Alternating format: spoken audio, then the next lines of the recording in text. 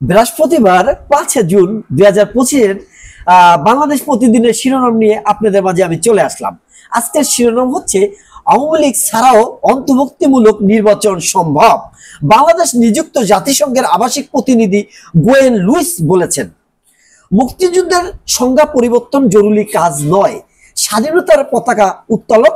জাতীয় সমাজতান্ত্রিক দল জেএসডির সভাপতি আ.স.ম আব্দুর রব বলেছেন, ভুল সংবাদের ব্যবস্থা নেবে সরকার। এখন থেকে ভুল সংবাদ পরিবেশন করলে সংবাদ মাধ্যমের বিরুদ্ধে আইনি ব্যবস্থা গ্রহণ করা হবে বলে জানিয়েছেন প্রধান উপদেষ্টার উপ প্রেস সচিব আব্দুল কালাম আজাদ মজুমদার। ঘরমুখ জনস্রোত, প্রিয়জনের সঙ্গে পবিত্র ঈদ উল আজহা উদযাপন করতে বাড়ি ফেরা মানুষের ঢল নেমেছে। সরকারি বেসরকারি অফিসে শেষ কর্মদিবস হওয়ায় গ্রামমুখী মানুষ গতকাল বাস, ট্রেন, লঞ্চ ছাড়াও ব্যক্তিগত নানান পরিবহনে বাড়ির উদ্দেশ্যে রওনা করেছেন। দূরপাল্লার যানবাহনের পাশাপাশি ব্যক্তিগত গাড়ি, মোটরসাইকেল, প্রাইভেট কার, ট্রাক ও পিকআপ ভ্যানে নিজ নিজ গন্তব্যে রওনা হচ্ছেন অনেকেই। শনিবার পবিত্র ঈদ উল আজহা। প্রবৃত্তির দাসত্ব, লোভ, লালসা, হিংসা, বিদ্বেষ সহ মনের পশুত্ব পরাভূত করার শিক্ষা নিয়ে আবারও এসেছে ঈদ উল আজহা। মহান আত্মত্যাগ, আত্মসমর্পণ এবং নিজেকে উৎসর্গ করার মহিমায় এই ঈদ উদযাপিত হবে। ঈদে ভোটের হাওয়া।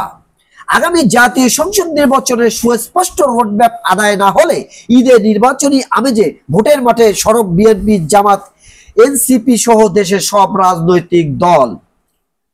নিষ্ঠুরতার চিত্র জানাতে হবে বিশ্ববাসীকে। গুমের প্রতিটি ঘটনা গা শিউরে ওঠার মতো মন্তব্য করে প্রধান উপদেষ্টা অধ্যাপক ডক্টর মোহাম্মদ ইউনূস বলেছেন, নির্মমতা ও নিষ্ঠুরতা এর চিত্র মানুষের কাছে তুলে ধরতে হবে। লন্ডনে ইউনূস তারেক বৈঠক হবে কি? অন্তর্বর্তী সরকারের প্রধান উপদেষ্টা ডক্টর মোহাম্মদ ইউনূসের আসন্ন যুক্তরাজ্য সফরে লন্ডনে অবস্থানরত বিএনপির ভারপ্রাপ্ত চেয়ারম্যান তারেক রহমান সঙ্গে কি তার কোনো আনুষ্ঠানিক বৈঠক বা সৌজন্য সাক্ষাৎ হবে? এটা প্রশ্ন। কুক্ষিগত হয়ে গেল জুলাই বিপ্লব। বিএনপির প্রতিক্রিয়া, জনগণের মতামত ছাড়াই বাজেট। ক্ষমতায় গেলে 180 দিনে যা করবে বিএনপি। আমরা শেষের পাতা নিয়ে আলাপ করব। দেশি ও ছোট গরুর চাহিদা বেশি। কাল বাদে পরশু ঈদ, শেষ মুহূর্তে পুরোদমে জমে উঠেছে কোরবানির হাট।